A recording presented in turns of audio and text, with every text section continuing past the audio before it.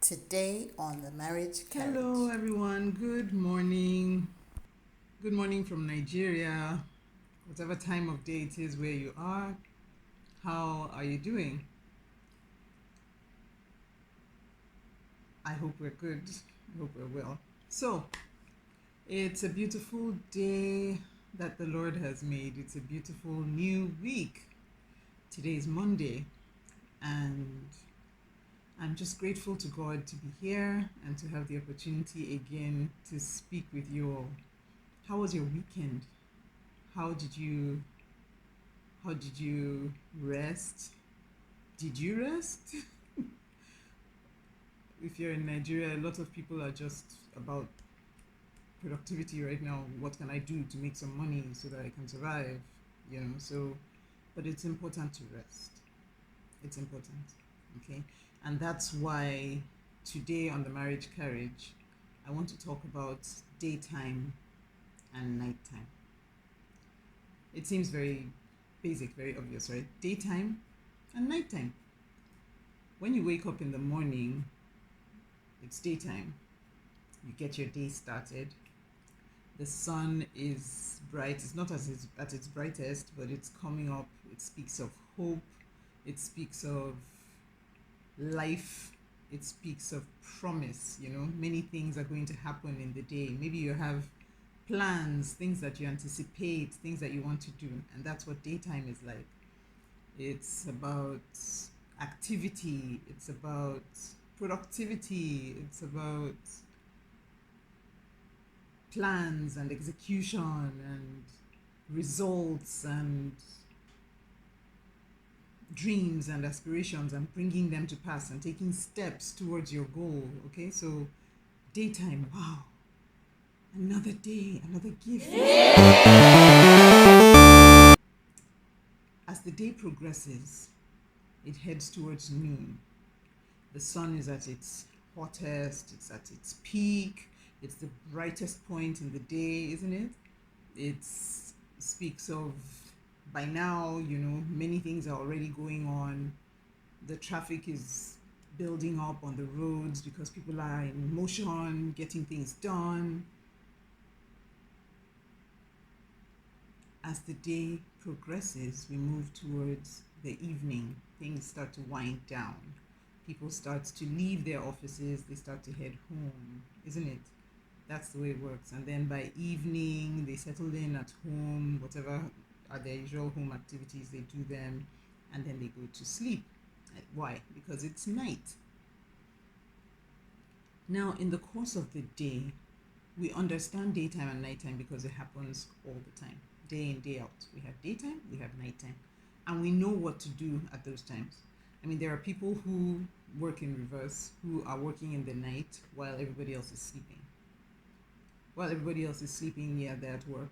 Whereas when everybody else is at work, they're sleeping. Take nurses on night duty, for example. Okay, so that's those are like the exception to the rule. But typically, that's what I described is how your day goes. Now, see your relationship as going through phases as well. When a day is advancing and is progressing, you understand those changes and you know that, okay, this part too will pass. When it's the sweet points, when the sun is just coming up, like right now it's so the sun is there, it's letting us see, but it's mild, it's not hot, it's not harsh.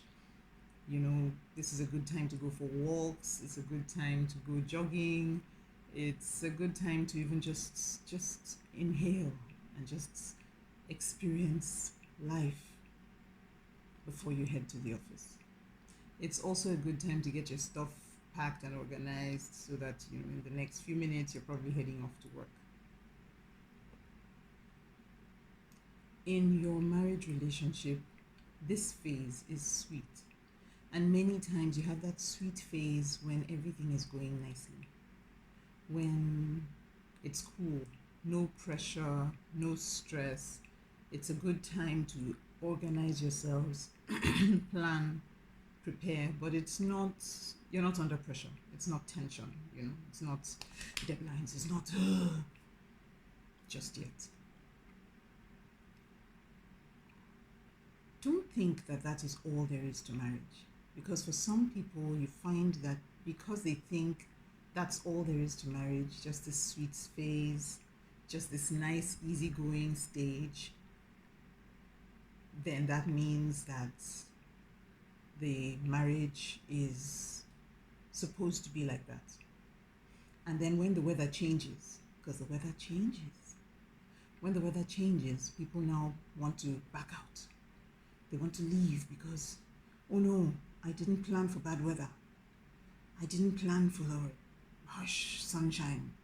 I didn't plan for stress. I can't deal with this. Okay? There are all those phases in a marriage relationship, just like in your life. A baby is born, the baby is being carried up and down, all their needs are being met by someone else. They don't know that there can be challenges. Fast forward to when they start learning to walk. They start to stumble and fall and cry. They start to struggle with some other kids at the crèche and somebody wants their toy and, there are all those things. That's life. So life comes in different cycles, in different bits.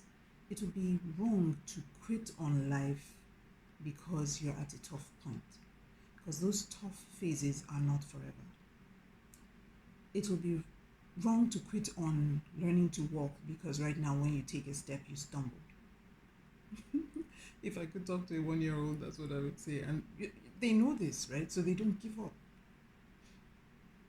It would be silly to quit on a day because, oh no, the sun is blasting, it's at its hottest and we're sweating, and oh no, let's just quit because sunshine is killing us. How ridiculous does that sound? I'm saying this to say, if you're going through a tough time in your relationship, it's not necessarily the end of the road. It's not necessarily the end of the road, okay? And many times when you go through those tough times, just like you go through the hot sun phase of the day, it makes the evening kind of more rewarding, because by the time you get to evening and you look back on your day, you see how much you sweated. The shower you now take in the evening is so relaxing because, wow, because of how hard the day was. Do you get what I mean? You can see this as a phase in your walk, in your relationship, that will take you where you're trying to go. It's not the end. It's not the end. So just because it's tough, just because you're not understanding each other, just because things are difficult, doesn't mean it's the end. Doesn't mean, oh, we're not compatible, we need to quit, this is over. No. Sometimes what it means is we need to get help. Sometimes what it means is we need advice, we need support. Sometimes what it means is, we need to take a break. Many organizations take break at 12 noon. Interesting, because the sun is all the way up there, and all that. Sometimes you need to take a break, and I don't mean divorce, I don't mean separation, I just mean space, space to think, space to review. Because when things are high intensity, sometimes that's all you can see, and you can't really see the big picture, where we're going, what we've achieved so far, how the morning was, how the evening can be, So what I'm saying to you is, don't react because things are tough. Don't make big decisions when things are tough.